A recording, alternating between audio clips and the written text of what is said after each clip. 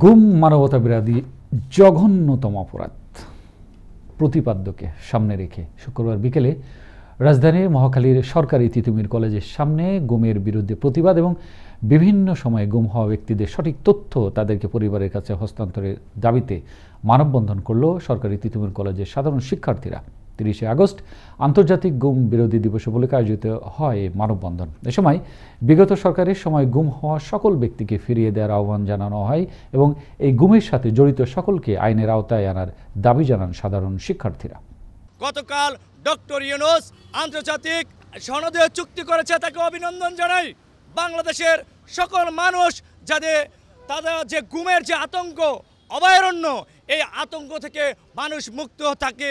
আগামী বছর যখন এই দিনটি আসবে, এই যে ৬২৯ জন যাদেরকে রিপোর্টে বলা রয়েছে তাদেরকে সন্ধান আপনারা পুঙ্খানুপুঙ্খভাবে দেবেন। যারা গুমের সাথে জড়িত রয়েছেন যেসব ব্যক্তিবর্গ তাদেরকে বিচারের আওতায় আনা।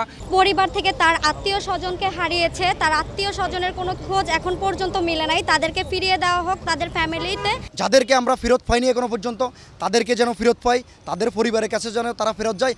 আর যারা গুম করেছে তাদেরকে যেন তাদের সুষ্ঠু একটি বিচার যেন তাদের হয়। বিচার করুন, সঠিক তথ্য বাংলাদেশের মানুষের কাছে উপস্থাপন করুন।